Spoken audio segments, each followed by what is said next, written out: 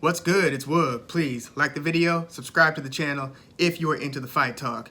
I just wanted to spend a minute talking about how Alexander Usyk's outstanding outclassing of WBA, WBO, and IBF, now former champ Anthony Joshua, has changed the heavyweight division, not only because we have a new champion in Alexander Usyk holding 3 of the 4 titles now, and they will most likely run it back in a rematch. We'll see how that plays out. A lot of people, I'm sure, who've seen this one don't love AJ's chances in a rematch, but that's a whole other discussion for a whole other time, and you can't count out somebody, a champion, as decorated as Anthony Joshua. But the heavyweight division isn't changed only because there's a new champion, nor is it only changed because the 3-headed monster that we've been looking at over the past 5 years in this post-Klitschko era has now been supplanted. Not for the first time. I get that Andy Ruiz had upset Anthony Joshua prior to this. So not only is that trinity of sorts now upended with Alexander Usyk now holding 3 of the 4 titles,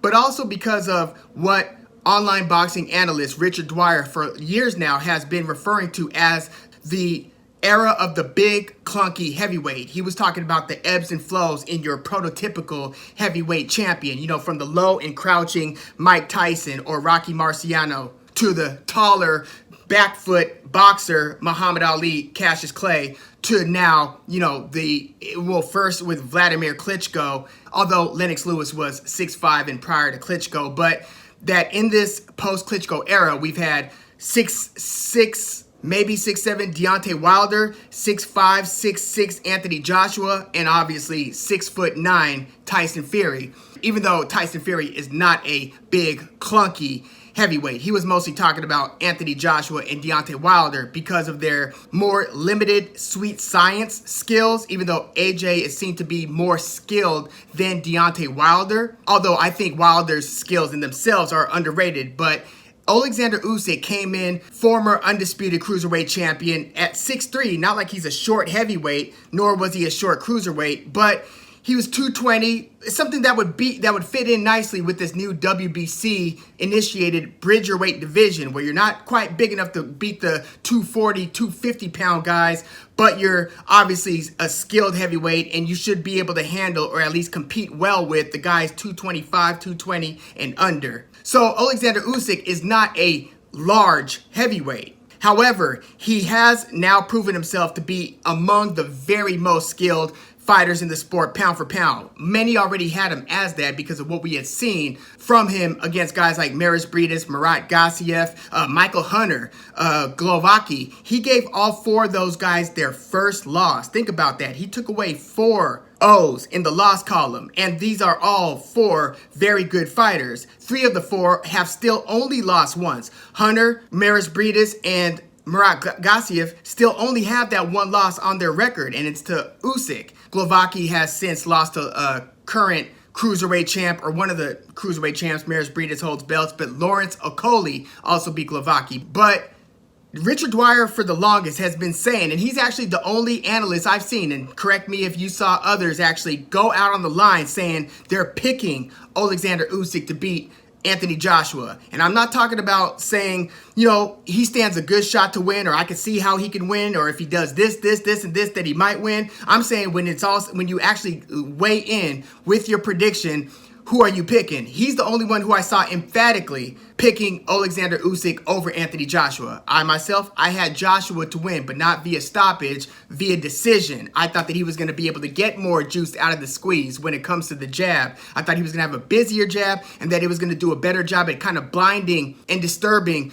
Alexander Usyk's trying to get into a rhythm, disturbing that before laying on some heavy fire behind the jab. I thought we were going to see a little bit more of that. But I just want to say that because there's all of a sudden this paradigm shift, and who knows, you know, Dillian White might end up beating one of these 3 heavyweight beasts as well. And I'm talking about the original, you know, the Fury, Wilder, or AJ. Maybe Dillian White upsets one of them in the future. There are a lot of things that can happen, but Alexander Usyk we were treated to the sweet science at the highest level, where the smaller guys actually taking it and showcasing this against the great heavyweight, the super heavyweight, if you will. Remember, these guys both won the gold medal in the same Summer Olympics in London 2012, but Alexander Usyk competed at the heavyweight level and Anthony Joshua competed at the super heavyweight level. But I just wanted to say, one, hats off to boxing analyst Richard Dwyer for being so consistent in his call out. And he basically said, if we go through 4 rounds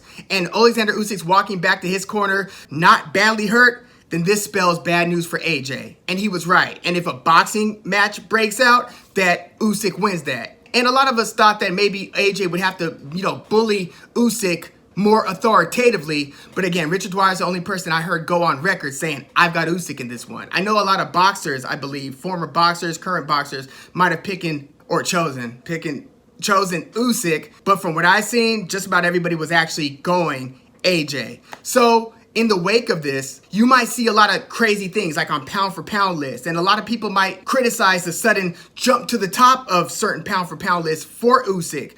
Well, guess what? A lot deserves to change after a win like this. Like, remember when Teofimo Lopez was in nobody's top 10, then he was in everybody's top 10 after that sensational and shocking win over Lomachenko, when a lot of people thought that if Teofimo Lopez, which was a shred of a chance that Teofimo Lopez could win, and we were all excited to see it, but just about everybody was picking Lomachenko to ultimately win that fight. But we were thinking, if Teofimo Lopez is going to win this one, he's going to have to catch, hurt, and probably stop Lomachenko. And by the way, if you hear anything external from the this is the Long Beach Grand Prix that's taking place. So if you hear something that sounds like a swarm of bees, it's a whole bunch of fast cars going around the track, Long Beach, California. But you should see Alexander Usyk jump up the pound for pound rankings. And that is because he went from not holding any heavyweight titles to holding 3 out of the 4 and upsetting and beating the guy, one of the 2 or 3 best heavyweight fighters of this generation, of this era, right? But also because he was undisputed cruiserweight champion. So he was already on the bottom half of a lot of top 10 pound for pound lists. Usyk was, because of what he did in the cruiserweight division. It's just that we weren't all sold on the idea of him then jumping to heavyweight and actually having elite level success against the best of the division. Well, again, a win over AJ in the way that he beat AJ changes all of that to where you're not only still undefeated, former undisputed, holding all 4 titles at cruiserweight after beating, winning that World Boxing Super Series, and then knocking out Tony Bellew, then going to heavyweight, beating 2 guys, one better than the other, and Derek Chisora, more active, more in his prime, even though he's a little aged himself. But Chaz Witherspoon was inactive. Nobody really made too much out of that win for Usyk, and then he had a tough time with Chisora. So then we were like, a lot of people were saying, now we really think he's going to have trouble because him versus Chisora was damn near a 50-50 fight. Well, as they say, and Dwyer pointed this out as well, styles make fights, and AJ doesn't have the temperament of a Derek Chisora where he's going to be in your grill, in your face, giving you no option to create space because of how aggressively he's fighting. That is not Anthony Joshua's temperament. So we'll see how everything unfolds, but yes, Alexander Usyk, with this one special win, goes from either not being in your top 10 pound for pound because he wasn't that proven at heavyweight, even though he had sensational success at cruiserweight, one of the kind of forgotten and lost divisions that are sandwiched between more relevant divisions, if you will.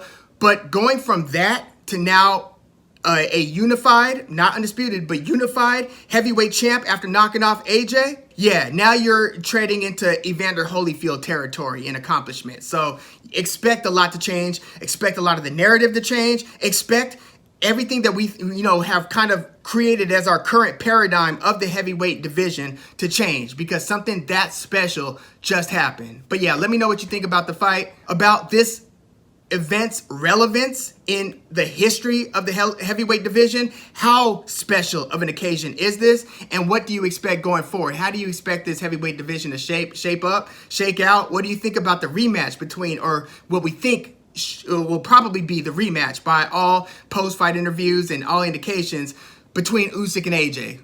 Let me know in the comments. Please like the video, subscribe to the channel if you are into the fight talk. I'm Woog. Thanks for tuning in.